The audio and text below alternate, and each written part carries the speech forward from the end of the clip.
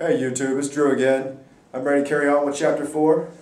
Chapter 4 is titled The Challenger, and it goes on a lot about how China is the challenger to America's dominance over the world.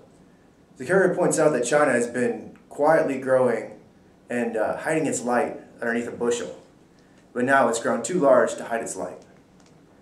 In 1979, things began shaking. China's awakening is reshaping the economic and political landscape, but it's also being shaped by the world into which it's rising. Beijing is negotiating. Globalization and nationalization. China's growth means that it's becoming more assertive, casting a larger shadow on the region and the world.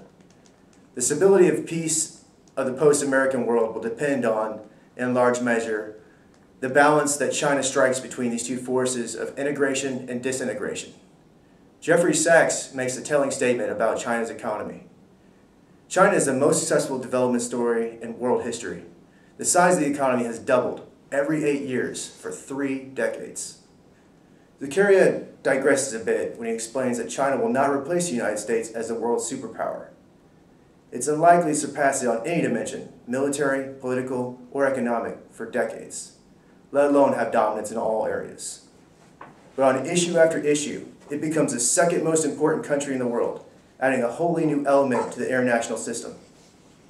The greatest problem China will face is the risk that its government will lose the ability to hold things together. Beijing has developed an elaborate and effective system to monitor the use of the internet. The Communist Party spends an enormous amount of money and time and energy worrying about social stability and popular unrest. And as Chinese standards of living rise, political reform is becoming an increasingly urgent issue. China views itself as a nation intent on rising peacefully, but its sheer size cannot help but upset the system. Beijing is the world capital of air pollution. In addition, China will try to expand its political, economic, and territorial control in order to ensure its security in this new age. Another quote from this chapter illustrates the influence China has over global politics. China operates on so large a scale that it can't help changing the nature of the game. China buys 65% of Sudan's oil exports. It maintains a military alliance with Sudan despite the recent atrocities of Darfur. China's explanation for the alliance? Business is business. One of the greatest concerns of the rise of China is their sometimes extreme sense of nationalism. China has had disputes over Tibet and Taiwan and maintains that these are domestic issues and that they will resolve the matter in any way they see fit.